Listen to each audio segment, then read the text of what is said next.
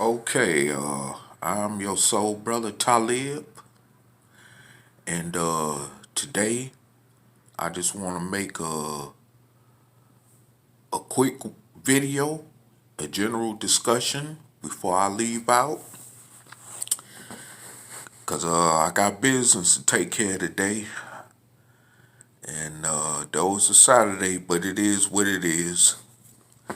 But however, I just want to say that in the wake of what's been going on across America and even the world for the last couple of weeks or so, I just want to start off first with saying that you know, Kobe Bryant, rest in peace. I heard our sister Noble Levine, on our platform of Reality Temple Ministries, give her thoughts on that situation. And I just wanted to kind of piggyback off of that, where she was talking about how Kobe Bryant's family members have been, speaking out about how they want to get back in touch with family members they haven't had connections with for a long time and that they have been estranged from for some time or so and stuff and all that. And, I have to say, from my own standpoint of that, in some cases, that may work for some families. But for a lot of families, especially poor families and families that's poor and black, that just don't simply work. It don't work out that way. And, it's a lot of resentments, a lot of issues when it comes to jealousy, envy,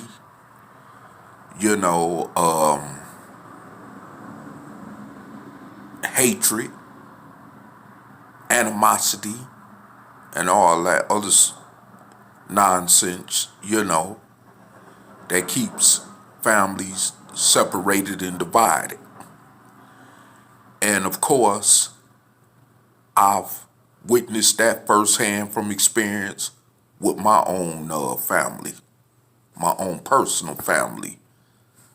Anyway, and I'm just starting to get back with communicating with certain family members that are on my deceased mother's side of the family, and may she rest in peace. But, of course, there are still those that I do not ever wish nor will ever have any communication or any type of connections with, due to stuff that happened in the past that's internally to the point where it's not repairable when it comes to repairing relationships. And the fact of life is that just certain things can't be fixed nor repaired. And you got some people who insist on that it can because of their religious belief or hope in a God that it will. Well, that's just simply not reality. Because if that was the case, if God was present, whatever God you may believe in, we wouldn't even be having these kind of conversations, whether publicly or on social media, and so the reality of it is that, some families just cannot ever, come back together. Now, maybe individuals, like in my case, may be able to come together on some sort of level or extent. But far as families, a lot of families as a whole, particularly in this country, that's already been destroyed, especially due to generations and generations of time passed by. It's like you say, almost impossible that could ever happen, as far as family relationships being repaired. And like I say, I could go back and forth all day about, just from my experience alone, or why that can't exist. It's just not reality. And even in some cases, when certain things don't even got nothing to do with me, but because of the domino effect that it played on the family, unfortunately, it affected me as well, okay? So, it's like I said before, from when the sister was sharing from her own family experiences of what she been through, dealing with her family throughout her life, I can't do nothing but agree with that, and like I said, especially with black families, because, I'm right now still at the point that there are individuals in my own biological, that's in my own biological family that I honestly wouldn't mind handing their heads to them if the right opportunity and situation could ever present itself without me getting caught. And I'm just being point blank about that. But, however, as wisdom kicks in, and as reasoning, right reasoning of understanding kicks in, I realize it's not worth that. It's not worth my time, nor risking my freedom, even, or somebody getting hurt or even getting killed. In that same equation of things, But that's just the way I feel about it. And that's one reason to keep any conflict from, taking place. I don't even have anything to do with them because of what was done and what took place, and all who played a part in it, okay? And I'm not saying I didn't play a part in it either, but at the same time, we can all play our own parts in it, but it's a right way to play a part in it, and it's also a wrong way to play a part in it. You see? So, with that said,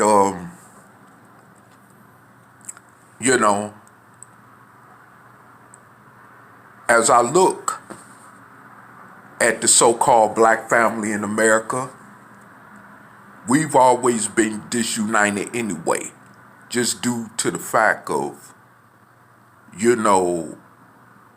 when this division started with slavery. Yeah.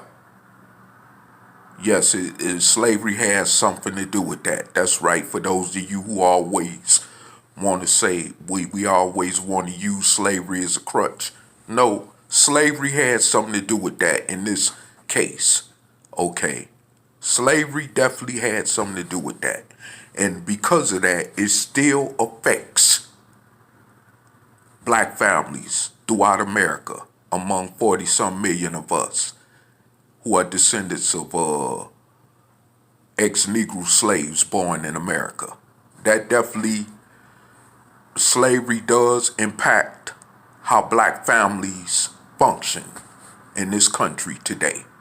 The after effects of it anyway. It definitely impacts and affects it to the way where it's almost impossible to overcome because of the dysfunctional implications that go along with division in many black families in this country. And for those who are descendants of dark-skinned slaves born in America that say that they come from 1,000% total good families and they don't have no problems and they get along and this and that and everybody is kumbaya and all that, they telling the damn lie. Okay, I just want to make that clear. They telling the damn lie. Yeah, there are some families in the black community that are well off, that get along, but let the right situation present itself. The right situation or circumstances present itself. And due to the effects of slavery also, we'll see how that pan out. You know? And see, this is the thing. You know, because many black people refuse to accept truth, real truth and reality for what it is. You know, so you got to let Negroes experience and learn things the hard way for themselves. You know, before you try to at least convince them or influence them to hopefully accept the truth as it exactly is. So that's the point I've gotten at. Whereas I don't try to personally tell or suggest, rather to say, things to Negroes. You know, especially the ones who think they know everything and you can't, you know, reason with them about nothing, you know. And the whole situation of that matter is that the black family is destroyed. Like I could say, I could tell you different stories, even what's going on in my own family. Like I say, that helps further confirm that as a fact. You know, like I heard somebody say, you know, in many black families, when you ain't got nothing, your own family members don't want to be bothered with you. But if you got money or something that they figure they could benefit off of, then that's when they open their doors to you and all this other stuff and claim they love you and this and that and all this other stuff, unroll the carpet for you. But when you ain't got nothing, they dump you to the side like a bag of a sack of potatoes, you know? Like a hot sack of potato, they just drop you to the side, you know? And that also what was done to me, and that's what I've seen done to other people of so-called color in this country, or rather who are descendants of dark-skinned slaves that was born here in America, you know? And like I said, it's not a pretty sight when you dealing and experiencing with that type of feeling of neglect or abandonment, you know, especially when it comes to your own family, and especially when they do it for no reason at all, you know, just because they're ornery, trifling, you know,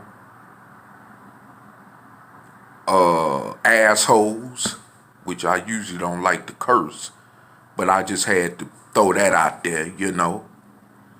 And I mean, that's just the reality of it. And, you know, when we always want to talk about the white man or the Caucasian, we are just a carbon copy of them. Like a brother say, being a fact, because of through slavery, you know, us being created by them through slavery, of course. And like a sister said, this is why the Africans look at us as European dark ones. And also understand and know that we're not their same breed when it comes to dark-skinned people. They know we are a different breed from them. And this is why many of them, when they come to this country, they choose much as possible to separate themselves from us. And you know, I'll be honest, yes, they got problems in the continent. I get all that and everything else. But you know, I'm going to have to say this. You know, when they see how we deal with each other here in America, in a land where we have opportunities to pull ourselves up out the situation that we've been in for the last over 400 years, and they see how we are still disunited, separated, divided among ourselves. If I was one of them, I wouldn't want nothing to do with your happy ass either. You know? I wouldn't want to be associated with you either. And I mean, that's just the fact of the matter, you know? And honestly, you know what I'm saying? Yes, they come over here and they benefit off our ancestors' struggle for our civil rights and all that. But however, it's because we ain't taken advantage of it. To the point where we've left them more room to take advantage of it than us. When it was our ancestors' struggle that created these certain laws through civil rights for us to be able to at least take that and try to turn something into a better reality for ourselves as a people in this country, you know. But because we've allowed them Africans to come here and take that position, or rather fill that position, we can't blame nobody but ourselves for that. And that's just the reality of it, you know. So, I mean, the whole thing about it is that, you know, when I see the situation for what it is, just like, you know, and no disrespect to Kobe Bryant either, but at the end of the day, you know, I see many Negroes all in social media crying and whimpering over Kobe Bryant's death, or any other celebrity that passed away in recent times, like Michael Jackson, you know, James Brown, Prince, and the list goes on, you know what I'm saying? But what about the deaths of those that grew up right next door to you, that grew up right across the street from you, that went to school with you, that ran the streets with you, broke bread with you, fought with you, even damn nearly died in the streets with you, hustled with you just to survive, committed crimes with you just to survive, you understand? Had to fend off other people with you just to survive so y'all could be safe. What about them people that die? Half of you forget them people. I'm not saying all of you, but half of you forget them people. as if they never even exist. And then when you finally hear about them, some of you act like you don't even remember them. It might be the same one that might have saved your life in a certain situation at once a time or another, you know? I'm talking about average people who ain't no celebrity, who don't got millions or billions. That's just like you, poor, ain't got nothing or whatever, or ain't got much, you know? But you don't look at them in the same light. When they pass away, you don't have that same strong emotion for them like you do for when a celebrity dies. And see, this is an indication that clearly shows how far divided black people is. Because I guarantee you, just to let you know how fake a lot of you is about it, if Kobe Bryant was to try to go into the hood in LA,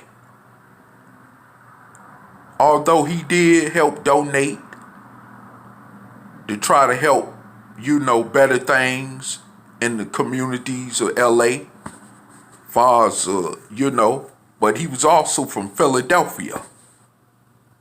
Did he ever turn back to help them brothers and sisters in Philadelphia, where he came from originally? And if he did go back in Philadelphia in the hood, riding around on the streets of North Philly in this nice limousine or car, y'all be trying to rob him. The same thing if he was caught somewhere in LA, in the rough part of LA like Compton or something, just by itself. Y'all be plotting to rob and kill him. I remember his former teammate, Shaq O'Neal once said, why would he even travel in the hood? Just so people could have an opportunity to try to rob him, just because they know he rich and famous. You see what I'm saying? So, you know, the thing about that is that, you know, you don't really even give a damn about them people. I mean, to tell the truth. Because if it's like I said, if you could get the least opportunity, you would try to take what they got. I mean, and this is just how low, unfortunately, that many black people have came to be. We don't have no loyalty and no type of sense of integrity among each other as a people. No self-respect, no regard. This is why the races, as well as other groups of people in this country, could, you know, mistreat us the way they do. And then you wonder why no one respects us as a group of people. You wonder why no one wants nothing to do with us as a group of people. You see? So, you know, this is the reason why, like I said, the reality of the whole situation is that while we, you know, crying about a celebrity dying, or you know, grieving so heavily emotionally over a celebrity dying, think about your friend. Think about your own personal family member. You know what I'm saying? And even the ones that you ain't close to. Because you don't even know Kobe Bryant. You never met Kobe Bryant personally. But you grieve over him emotionally like you personally knew him all your life. And that just don't go for him. That go for any other celebrity. Okay? That's just not restricted to him. That go for any celebrity. You know, and like I said also, is that those that you know due to family relationships, growing up in the hood with. You know what I'm saying? They're human beings too. Just like them celebrities is. You see? So, my thing is this. You know, is that they, matter of fact, are more closer to you than them celebrities because you was around them most of your life or had some type of kind of real personal connection with them one way or another. You see? But like I said, when they die or something tragic happened to them or whatever, you don't grieve the same way like you do over a celebrity. And that's very hypocritical. And I'm even talking about celebrities who got money like that and don't give a damn. Whether it be a Kobe, whether it be a Michael Jackson or Prince, you know, and so forth on. People that don't know you wouldn't even give you a time of day, especially if you poor. Despite what kind of talents they had and all that, the reality is many rich people don't want to be associated with poor people, especially in a country like America, which is so materialistic and filled with greed, you know? And that's just the reality of this situation, you know? So like I said before, we need to stop being hypocritical, especially as black people. We really need to. And then, like you say, people wonder why we so divided. That's one of the primary reasons why. And we not trying to do nothing to correct that. You know? And when we try to do something to correct that, like me and brother Taalik, who came up with this idea as far as the Mississippi campaign, where we could, you know, influence people that live in the state of Mississippi to use their voting powers to take control of a whole entire state where it will benefit the whole entire 44 million population of dark-skinned slave descendants in this country. Y'all laughed at that as some type of joke or made mockery of that as some type of kind of joke because many of you don't want change anyway. And if you can't really start with your own family as far as changing situations that are repairable or even irreparable, then how in the world do you think we could simply come together all at once to try to do something to carve out a new reality for ourselves as a people in general in this country? Like I used to always hear in the pro-black conscious community when I was under that type of mind frame set where unity starts at home, right? So if you can't start at home first with your family, how in the heck do you expect this is going to work with an entire group of people? See, this is why our platform of Operation Exodus Mississippi understands why it would just take a few of us and not all 44 plus million of us to make this reality actually work. You see. So like I said before, you know, we are definitely disconnected as a people when it comes to all this, because of the fact that we can't even get along with our own family members. But yet, we claim to get along or want to get along with other dark-skinned soul brothers and sisters who are not kin to each other. You see what I'm saying?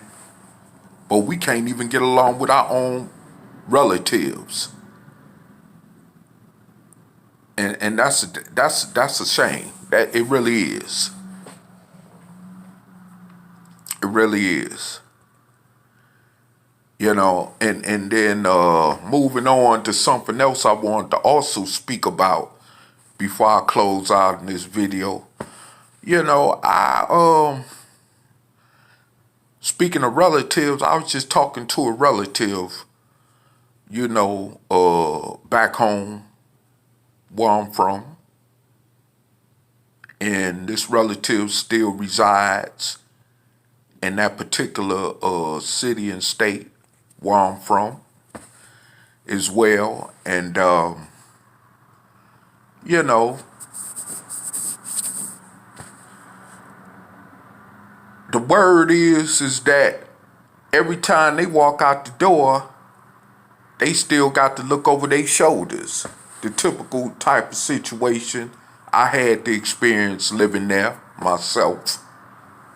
And, but in their case, you know, they children's father, you know, who's a licensed gun owner carrier, you know, watches them every time they open up the door to walk out the house to make sure that they get in the car safe or leave from outside the house safe to get to where they gotta go. And that's bad. I don't think nobody should want to live in a situation like that. But of course, the reality is that we're living in a messed up world. That's just that bad. And, you know, this is why I say to those of you that are dark-skinned descendants of slaves born in America, instead of complaining, make a difference. Do something about it. So you won't have to resort to running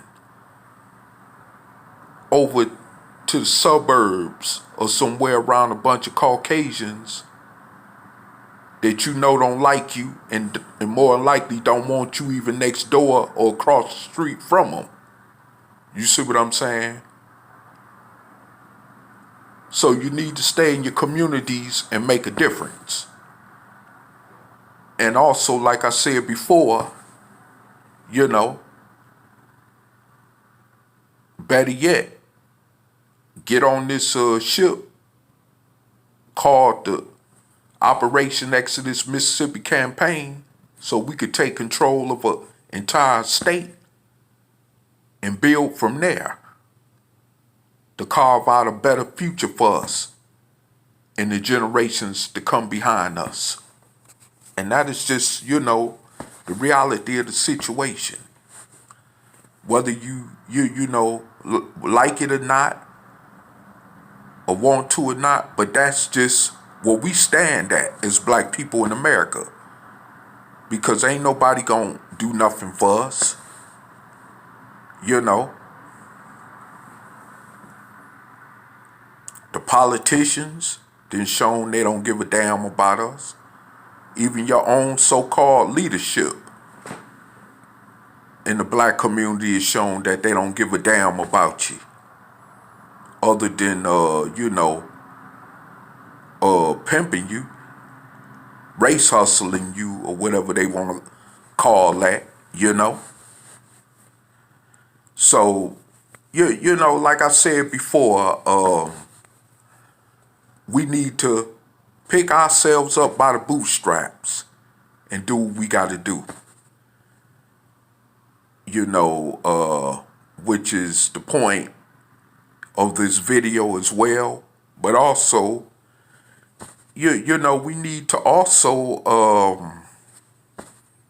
just understand and realize that, you know, if we want a better environment in a situation for ourselves, our family, and especially our children, and their children, and their children's children, and so on forth, then we gotta, you know, do what we need to do to create that situation and stop waiting on others.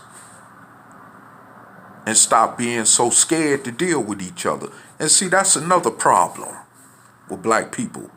We more scared to deal with each other than someone else is. You know? And that's a shame. It really is. It's a shame, you know? It really is. We're actually scared to deal with each other. And you know, from certain points of understanding,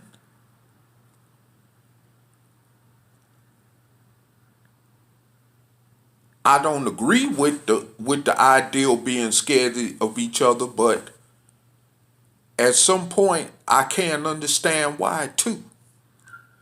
Because it's a lot of us that are very trifling. You know, they see a person especially that look like them, they'll kill them with it in the nickel of a drop of a dime. You know, just because.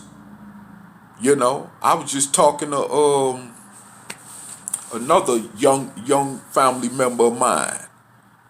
You know, just recently, and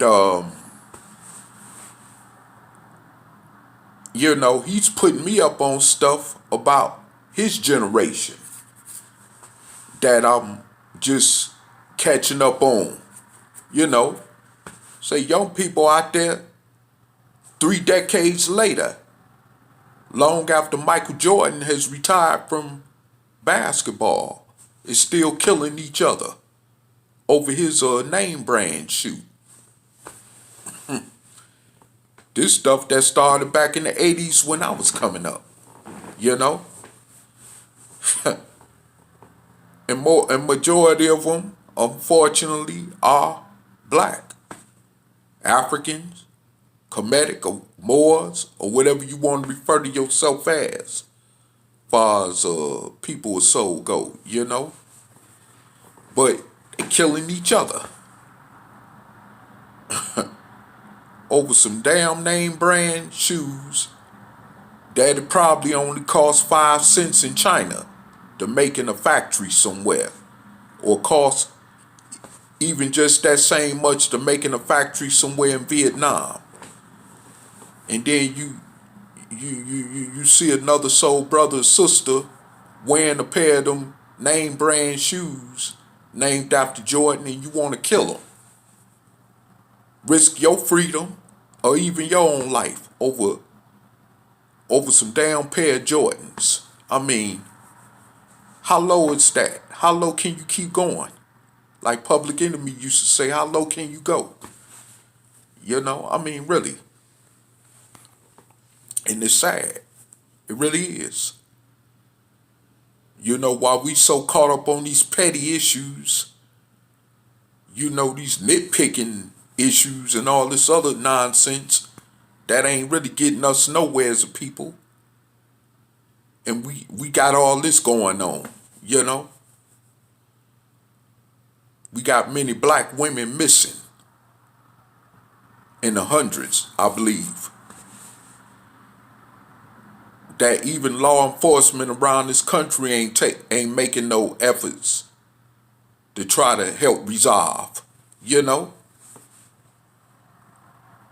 Which shows just how much don't nobody give a damn about us. And the fact is, we don't give a damn about ourselves. We definitely can't expect nobody else to. And that's just the reality of it. That is really the reality of the situation, you know. And I mean, I also want to speak on something else too. You know, I used to pay attention to the rap industry when I was younger, more so than now. And the same cousin who had brought up the issue about the Jordan sneakers or whatever, he's around that music industry. And he tells me quite a bit now, or what I didn't know, or what I'm catching up on, is how our people don't really care about each other in that music industry.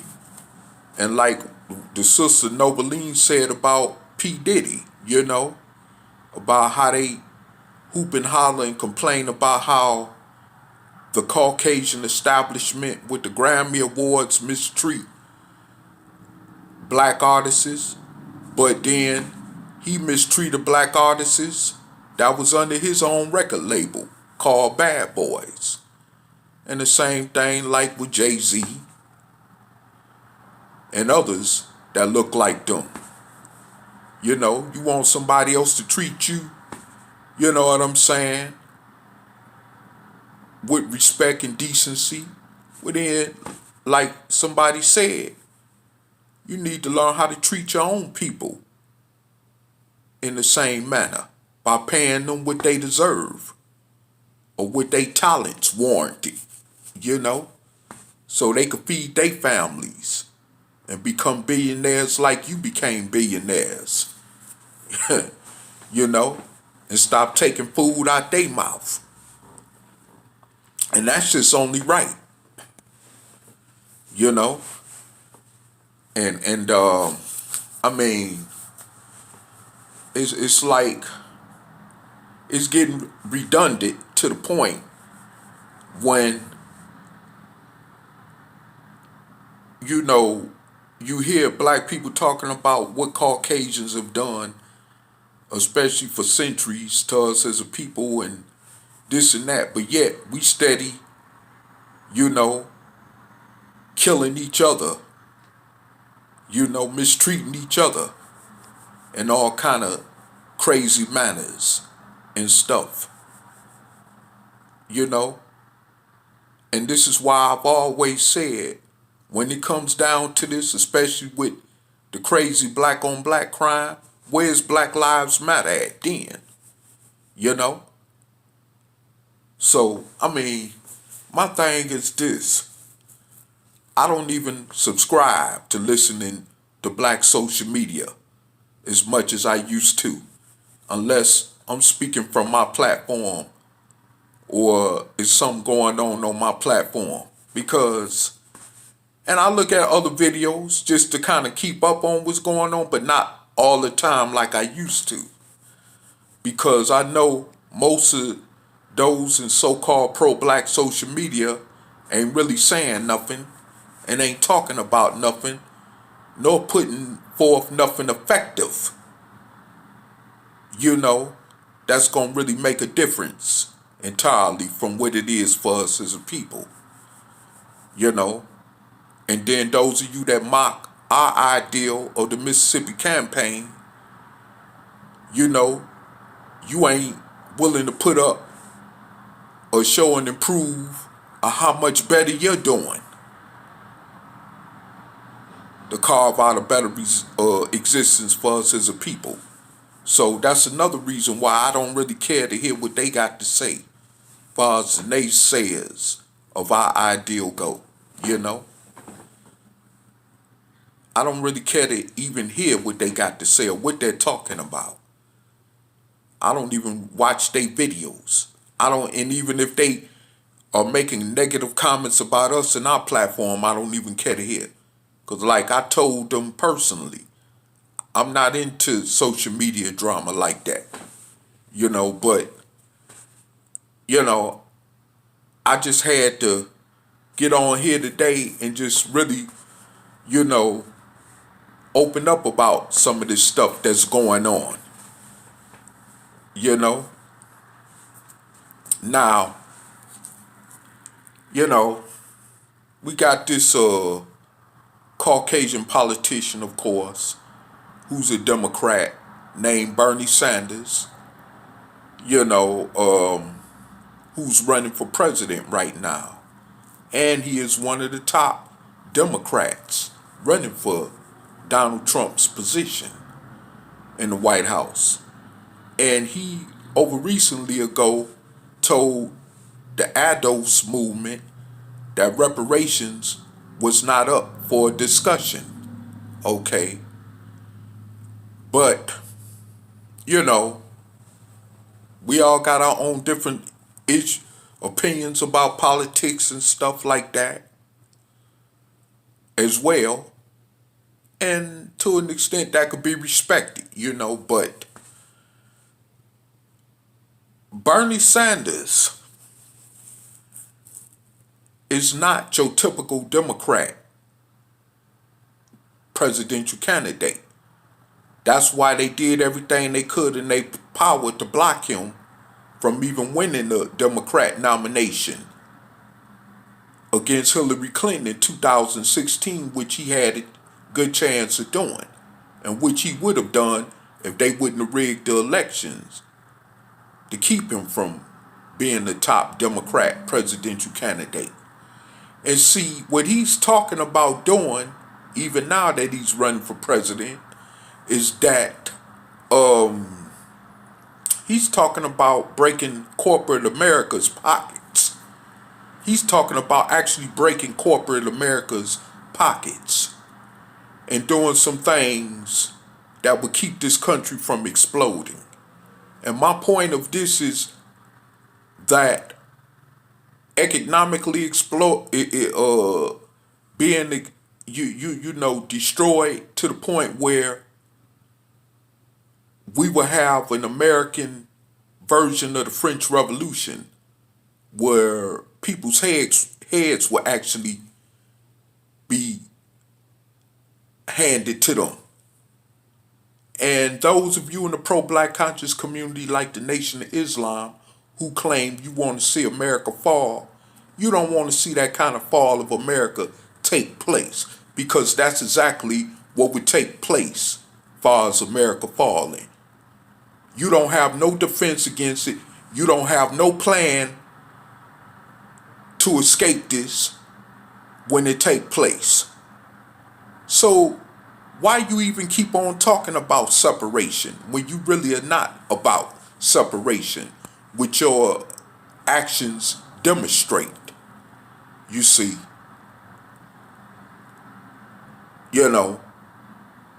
and Bernie Sanders get in there, he's talking about tearing down corporations that benefit off the prison industry, that benefits off of the Medicare industry, health industry, and all that, and like health insurance companies and all that kind of stuff. He's talking about breaking all that. And that's why your so-called liberal, moderate Democrats, let alone Republicans, don't even want him in there, because that's going to cut into their money as well.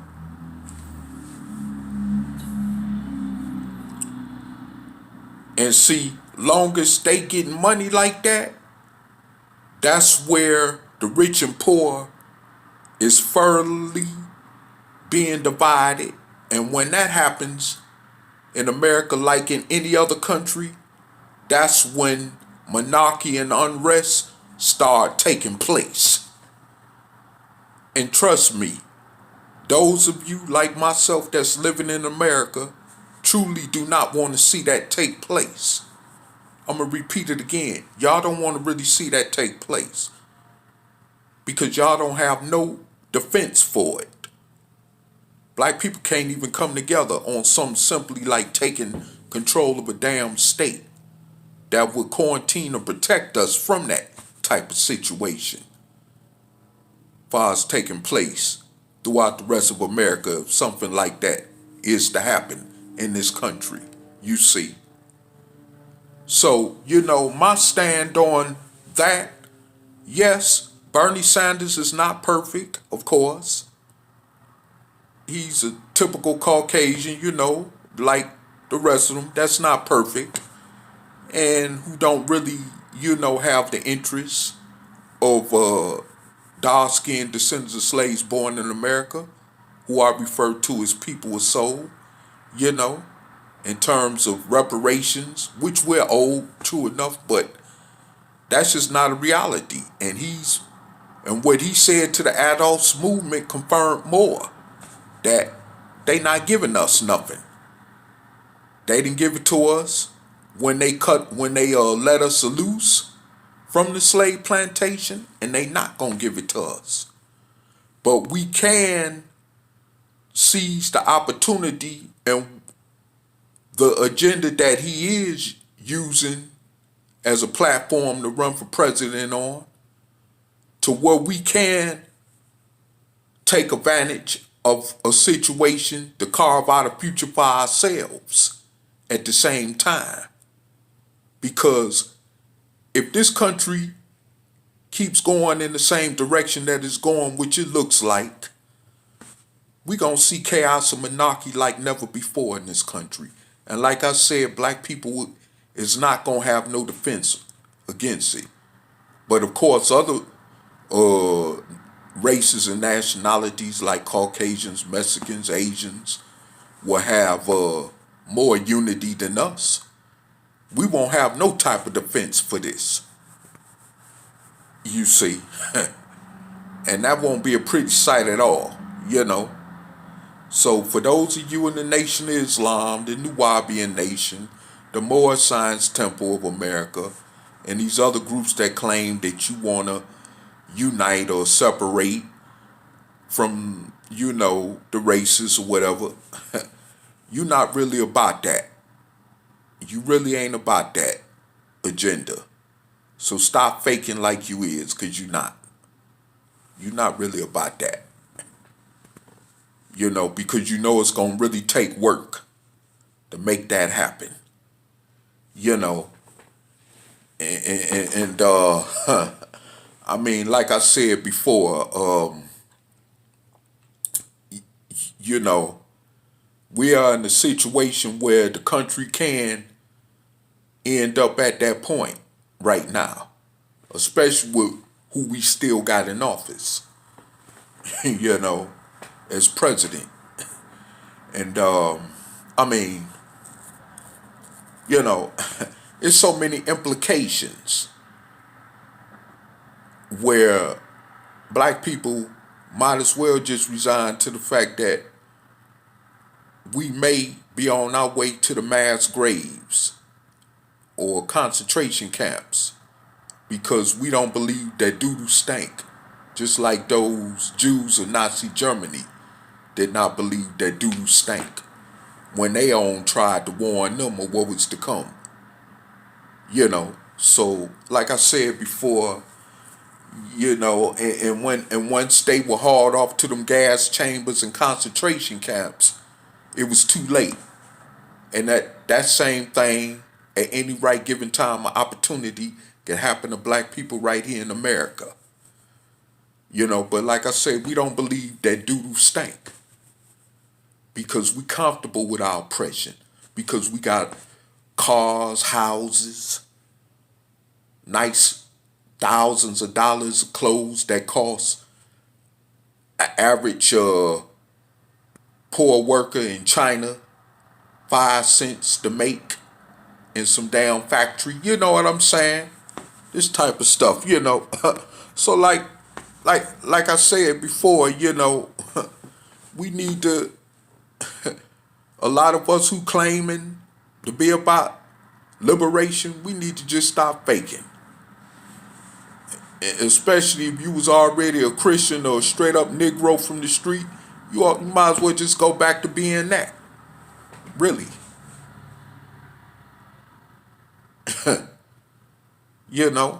And that's just the straight up truth about the whole thing, But anyway, I got to get on with the rest of my day. But I just wanted to, make this discussion video, quick and, I know it's 55 some minutes, but I didn't intend for it to be that long, of course.